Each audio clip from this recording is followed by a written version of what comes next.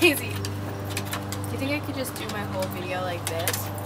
I thought a swing like this would be relaxing, but it's kind of just giving me motion sickness.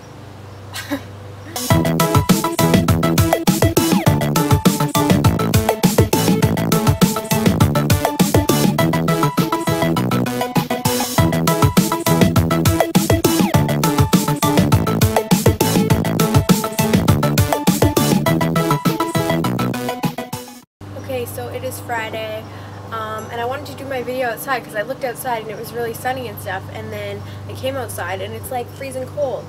So I'm going to try to rush this. And you know that means it's going to turn out really crappy.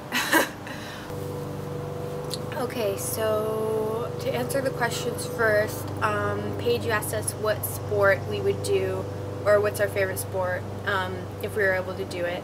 And for me, it would definitely be dance. I've always loved dance ever since I was little. I took ballet and jazz and hip-hop, and it's just always been something that I really love and I was really fascinated with. I love watching it and I love doing it, and that's probably something that I miss a lot, because if I wasn't sick I would definitely still be dancing. So Gwen, you talked about POTS myths. And I think the biggest, I guess, well, it's not really a myth, but I guess it's more of a misunderstanding. But a lot of people think because we're chronically sick, we should always be, you know, in bed 24/7, not able to do anything. And they just can't understand why sometimes we have good days and we can go out and do stuff for an hour or so. And then we're automatically labeled as, you know, drama queens, and people think we're faking, and it's just not fair, because obviously with any chronic illness you're gonna have good and bad days, and why should we not be able to take advantage of those good days and go out and do stuff and enjoy ourselves when we can? So yeah, I don't know if it's really a myth, but I guess it could be considered one. Kylie, you asked us if we had trouble walking and talking at the same time. And I do have trouble. I find I normally get pretty out of breath pretty fast, even if I'm, you know, just walking pretty slow, and having a conversation with someone. It's normally not too bad if I'm going like really slow, like, and taking breaks and stuff like that, but I definitely can't walk really fast and talk at the same time without getting out of breath, and I think it just makes me more symptomatic quicker than just walking does. So yeah, it's kind of hard to avoid though, because whenever you're walking, unless you're alone, you're going to be having a conversation or something, because, you know, walking right beside someone and not saying anything is kind of weird. Alright, so I had to move over here because I just rewatched that video and you couldn't really hear me that well, so I had to move closer to the camera. Which is nice because now I'm in the sun and it's not as cold. So I guess we'll talk about how I've been doing. I've been pretty good. One thing that I wanted to mention is ever since I've been doing the no preservatives, no sugars other than natural sugars, and I'm really limiting white flour and white pasta and rice and stuff like that, trying to eat whole grains only. I've noticed that I don't have allergies.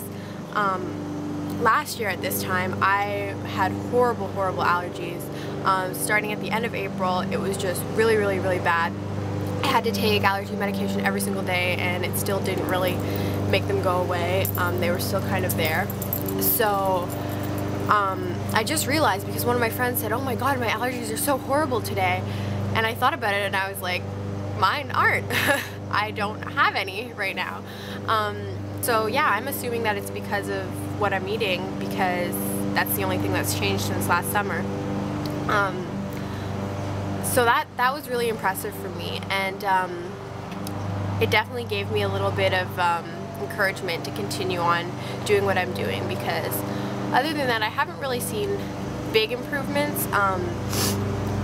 when I do eat something that's preserved or that's just not that good for you, like for example the other day I really had a craving for a milkshake and I had one and it clearly had preservatives in it because it was from like a fast food restaurant. I felt really crappy afterwards. But I find I'm not normally getting too many cravings and stuff like that. Like maybe once a month I'll really want something. And normally I'll let myself have it because I think if I didn't, I would just go on some kind of crazy binge and eat like all the junk I could find eventually once I kind of couldn't take it anymore. But yeah, that's my food update. If you guys have been thinking about eating healthier and cutting out all the crap that goes in packaged, prepackaged foods and stuff like that, you should definitely give it a try because I definitely think that it's helping me a lot. So, what else can I talk about? Symptom-wise, I'm doing okay. I'm still trying to exercise. It's pretty hard because after I exercise, I always feel sicker. But I just keep telling myself in the long run it's really going to help me, and so I'm trying to stick to it. Normally I just do walking and walk for about 20 minutes a day. And I'm not like religious about it or anything. If I miss a day, I'm not too concerned if I'm feeling too sick or something. And I've been doing Pilates a bit. And that's about it. I've never really been big on exercise, so doing any at all is kind of an accomplishment for me.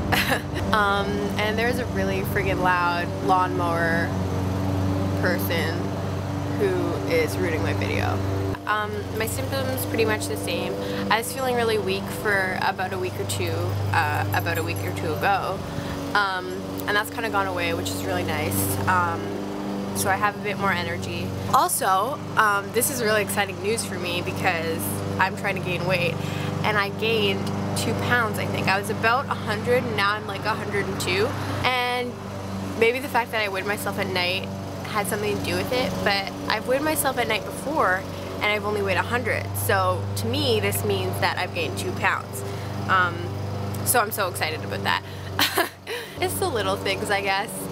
It's funny because while all of my friends are trying to lose weight and talking about how they wish that they could be how much I weigh, I'm like desperately trying to gain as much weight as I can, and I'm failing miserably at it. I've been trying to gain weight since like November, and I can't do it. And I've put my calories up to like 2,000 calories a day, and I find it so hard to get that many in, especially when you're eating healthy. I mean, like if I had a Big Mac it would be easy, but I can't do that, obviously. What else can I talk about? That's pretty much it, I guess. I don't even know how long this video is, but